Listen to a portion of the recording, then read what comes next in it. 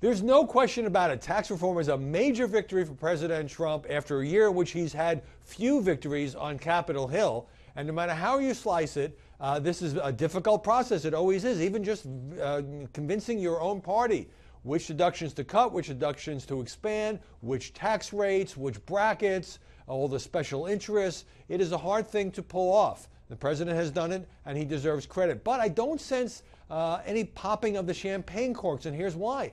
The bill is just not that popular with the American public. In fact, that's a bit of an understatement. I was looking at some recent polls. USA Today, 32% support, 48% oppose it. CNN, 33% support the tax bill, 55% oppose it. New York Times and SurveyMonkey, this is very typical, say only 1/3 of Americans expect their taxes to go down under this legislation. So why is this? Well, for one thing, it's taken a battering in the press. There's been a lot of talk and a lot of articles written about how this mainly helps business. The corporate tax cuts are permanent. The individual tax reductions are not. Also about how some middle class people may actually pay more, and particularly those in high tax states where the state and local tax deductions have been limited, have been reduced, I mean to say, not eliminated as some originally were intending to do.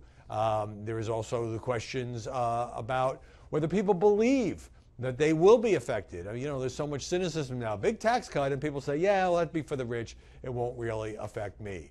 So I think that the negative press coverage is part of it. Part of it is just partisanship. If you look at those polls, a majority of Republicans support the tax bill because, after all, it was written by and will pass with only Republican votes. So naturally, Democrats and some Democratic-leaning independents are not going to like this bill at all. They're not going to like the priorities in the bill. Or they may just not like President Trump and not trust him to do the right thing. And then there's all this stuff about the Corker kickback. It's not really a kickback. It was a change in the treatment of some real estate gains that will help outgoing Senator Bob Corker, who has a big real estate partnership in Tennessee, will also help Donald Trump.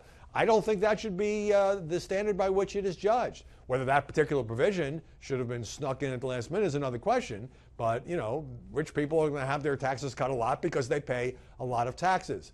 Now, so whether this will end up being sort of a political win going into 2018, I suppose will depend on not just whether people feel that they are paying less in taxes, but whether or not the whole Republican promise here that cutting corporate taxes will, from 35 to 21%, will jumpstart the economy. We'll have an economy that's chugging along at a very high rate now, do even better, and unemployment can't go much lower, but people could get better paying jobs and that sort of thing. So if it boosts the economy, I think people will look back on the first year of Trump and say, well, he didn't get a lot of things done. He never repealed and replaced Obamacare, although this bill does get rid of the health care insurance mandate. But he got his Supreme Court justice, despite the Washington Post report, which he denies, saying that he had second thoughts about Neil Gorsuch. And he cut taxes, and the economy is good. Presidents are ultimately judged on that, and for once, clear away all the other things that are being said about this president, gets this bill, he gets to do a little bit of a victory lap, and he will have delivered on a major campaign promise.